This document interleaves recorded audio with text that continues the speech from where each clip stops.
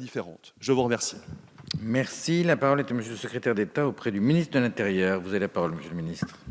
Monsieur le Président, Madame et Messieurs les députés, donc vous interrogez le gouvernement au sujet de la mise en place d'un cadre légal sur le bien-être animal, et je vous en remercie. Cette question est en effet aujourd'hui une préoccupation grandissante de l'opinion publique et concerne la situation, vous l'avez dit, des animaux de cirque. Je rappelle qu'aujourd'hui, l'activité des cirques détenant des animaux sauvages est strictement encadrée par un arrêté ministériel de 2011 et une centaine de cirques présentent des animaux au public. Au sein de ces établissements, le responsable de l'entretien des animaux doit lui-même être titulaire d'un certificat d'établissement et l'établissement doit disposer d'une autorisation préfectorale d'ouverture.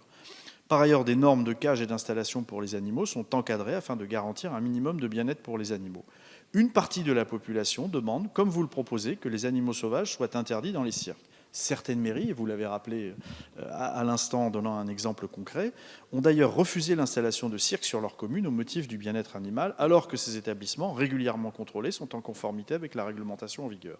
Pour appréhender au mieux cette problématique, il est nécessaire de prendre en compte tous les enjeux, bien-être animal bien sûr, mais aussi les enjeux socio-économiques pour les circassiens, et d'instaurer un dialogue entre ces parties. Il est en effet de notre responsabilité collective, c'est celle du gouvernement, d'apaiser les tensions entre circassiens et certaines ONG, certaines associations.